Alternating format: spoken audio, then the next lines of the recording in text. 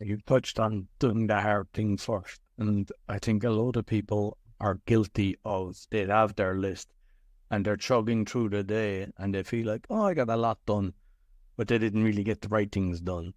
And Mm, I suppose that's kind of touching into the mindset to make sure it's really important. Or like for me, it's always a kind of I used to put a dollar sign next to stuff like what's actually going to be making me money and what's and still I get guilty of it. Sometimes I just do the things that I enjoy more, even though I know I need to get these done.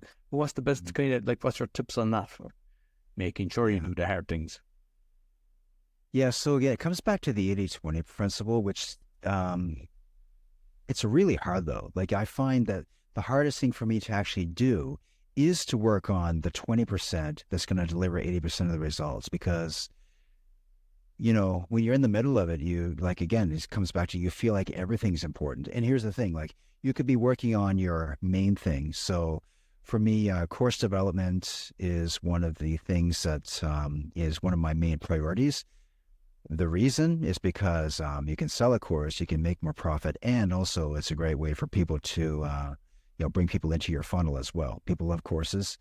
I think they like books too, but courses is just something that's like a deeper level of learning. But here's the thing: I start to work on this thing, and then all these little, you know, the other stuff starts to creep into my day, like those emails that are pinging, and just the little pebbles we call them, right? They get in the way, and some people call them distractions. I hear people say that all the time. Oh, I got distracted doing, but I don't think that we get distracted. I think we just decide to go and do something else that's not our main focus. But that's the thing is like, okay, I mean, you have to eliminate everything that's getting in the way of your number one driver. So let's just say it is that hard thing that you're working on. Um, our tendency is to take the path of least resistance, right? So this thing that you're working on, probably going to be hard, but there's going to be a big reward at the end of it. The reward for me is just being able to finish it. Like, that's just going to feel great. But you are going to be challenged along the way to deviate off. You're going to go off the path. And I think that when that happens, you need to take some space. You need to give yourself some space, right?